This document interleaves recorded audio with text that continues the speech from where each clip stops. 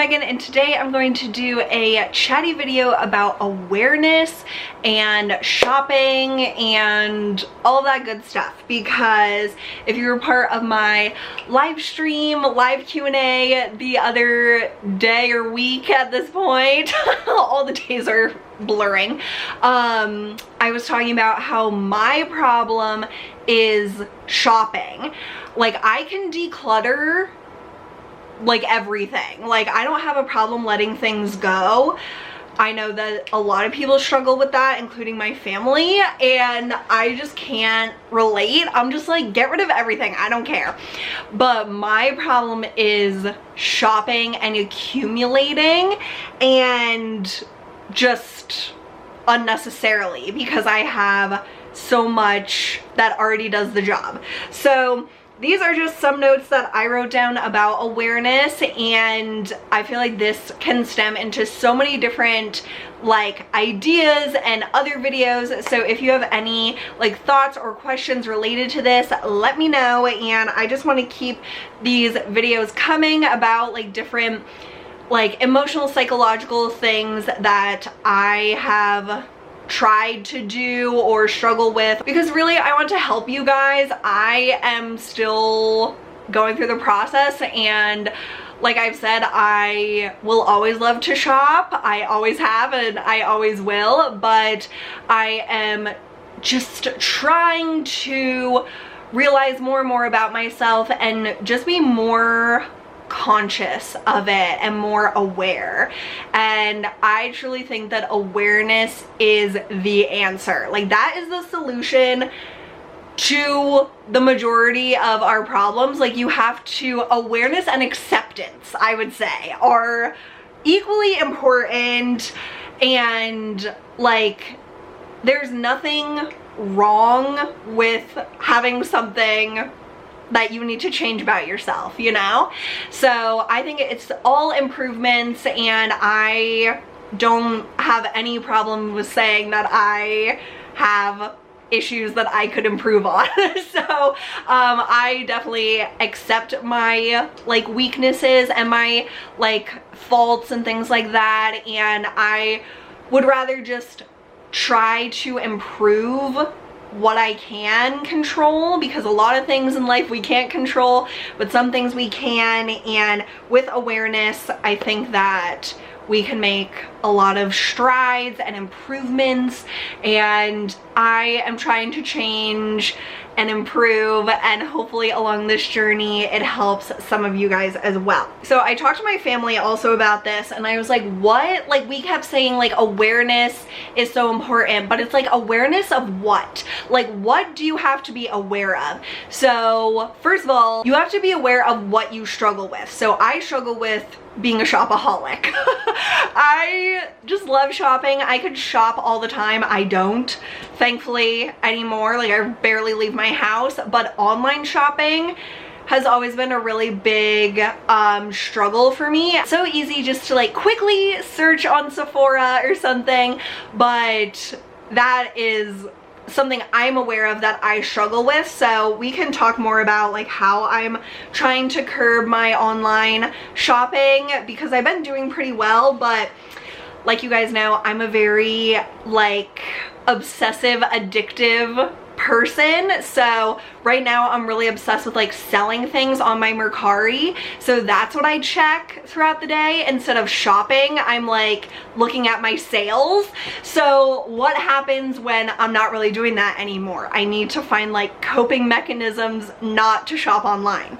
So we can talk about that another time. My fan is like, I need it to survive because it's so hot, but it's like making my hair go crazy and then like really distracts me. Okay, this is better. So the first thing is being aware of what you struggle with. So I struggle with buying too much and shopping too much, and just being tempted by it is enough to push me over the edge. Like, I really shouldn't go window shopping or things like that. I should really stick to my list, and that's something I've been trying to do, is like have a list of what I'm interested in and stick to the list. Like, don't browse browse. Don't do things like that. And that's definitely a whole video in and of itself. So we will dive deeper into that.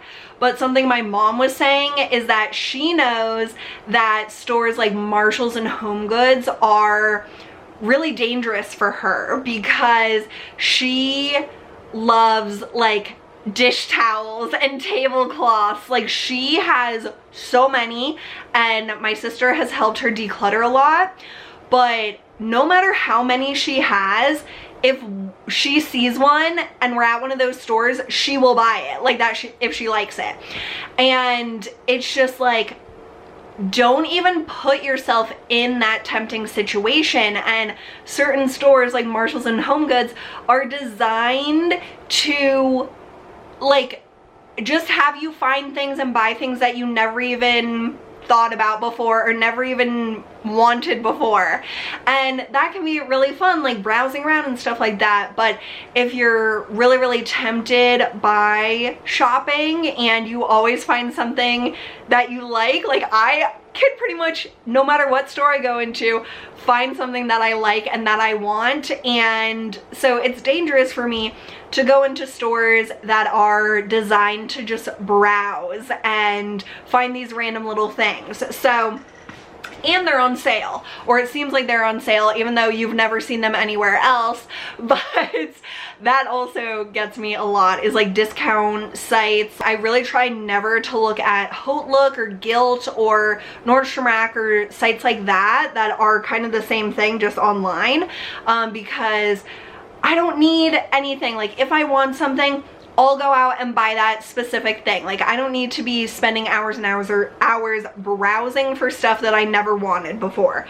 So definitely awareness of what you struggle with is the very first thing, and then learning not to put yourself in that situation. And the situation will depend on you. So if you have a certain thing that you're really into, like if you're addicted to like books, like I definitely have many books, and I for a while there was just buying so many books I could never read, like in the course of how short of a period of time that I bought them. So if you know that books are something you struggle with, like accumulating but never like getting around to reading, don't go into bookstores. Don't even go to the library, even though it's free. You don't want to accidentally rack up like late fees or something. Like, it's just, even if it's free, it's dangerous to accumulate if you have that kind of tendency. So that is also something tricky, that if it's free, like a library, you're like renting it. But if it's like a freebie or something online, why wouldn't you take it? It's free. But if you have trouble letting go of that stuff, you really shouldn't bring it into your life in the first place unless you have a purpose for it, or you know you're going to use it, or you know you're going to pass it on to a specific person. And that was something else that my sister said, was like, be aware of your like space. And when you buy something, or when you're tempted to buy something, think to yourself, where am I going to put this? Like, do I have space for another blush or another dress or another pair of sunglasses? These are things that I struggle with. Or like another book. And some people have like a one in, one out policy. And I mentioned to you guys in my live stream that that doesn't personally work for me, because I like twist the meaning of that phrase, and I'm like, oh, well, if I get rid of 5 things, I can buy 5 things. Like, that is not how it's supposed to be. It's supposed to be more like, if you bring in a new shirt, you should get rid of another shirt. Like, you shouldn't use it as an excuse to buy new stuff. But that's why I personally don't do a one in, one out, because I just think of it as an excuse to shop. So I really try to now, in my new way of thinking, I have like a certain amount of space that I want my makeup collection to fit in, and it's still more than I want to take up. I really want to narrow it down even more, which is hard to believe, but I really do. And knowing I want all of this to fit into this one unit, or I want to have all my clothes fit into my closet, or I have X number of drawers and everything has to fit in there without me smushing it in. Like, those are things to keep in mind when you're thinking about bringing something new in. Like, if you're already, like, if your drawers are already overflowing and already you're like pushing things down to fit in, you probably have too much and you don't need a new thing. Or you need to get rid of that old stuff, but maybe even still, you shouldn't buy this new thing if you don't really wear that type of clothing very often. So it's so much about awareness, you guys. It's so much, and being like really honest with yourself.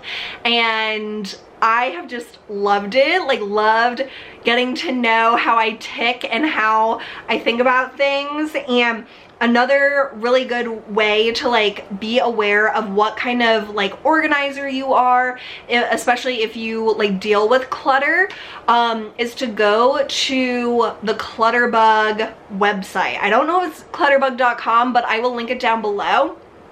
And it's this lady, and it's run by this awesome lady, Cass, who has a HGTV show, Hot Mess House. And she has this like whole blog and YouTube channel and Instagram. Cass has like determined 4 different types of organizers and called them clutter bugs. And so I'm a bee, which there's like bee, butterfly, ladybug, and cricket. So those are the 4 different clutterbug types, and I'm a bee, which is that you are a very visual organizer, so you like to see your stuff. And so I like to think of it as like out of sight, out of mind. Like, if I don't see my stuff, I completely forget that it exists. So I'm a visual person, but you might be a hidden organizer where everything around you looks very organized because you don't have a lot of clutter, but it's all shoved into a closet, or it's all shoved in your junk drawer, or like whatever. So, or all your drawers are like full and overflowing. So it might look organized more than a visual person, but you still might really struggle with clutter. The other aspect of a bee is that we like micro organization, which is like, in terms of makeup, all your lip glosses separate from your lipsticks, from your lip liners. Like, all of those things are separated in my collection because I like knowing this is where my lip liners are, this is where my lip glosses are, this is where my liquid lipsticks are, this is where my like lip pencils are, this is where my lipsticks are. So I'm a very like micro compartmentalized type of organizer. But my dad is a visual organizer, but he's a macro organizer, which means that he would, if he had makeup, he would throw all of it into one thing. It wouldn't matter like about organizing it. He would just jumble it all up and not even think about it. Like, that's just how he is. So I'm like the opposite of him in terms of that, but all of us in our family are very visual. So we have stuff everywhere because we love to see our stuff, and we only use the stuff that's out. So by taking the Clutterbug quiz and discovering what type of organizer you are, that was very eye-opening for all of us, especially the fact that we're all slightly different. Especially me, I am more of a micro organizer. I'm pretty sure my mom, dad, and sister are all macro. So even though we're all like visual people, we are still like slightly different. So take that quiz. It really helped us with awareness of like how we organize, and it's not about changing who you are. Like, my dad will never section out all of his stuff separately. Like, that's just not who he is. He won't maintain it that way.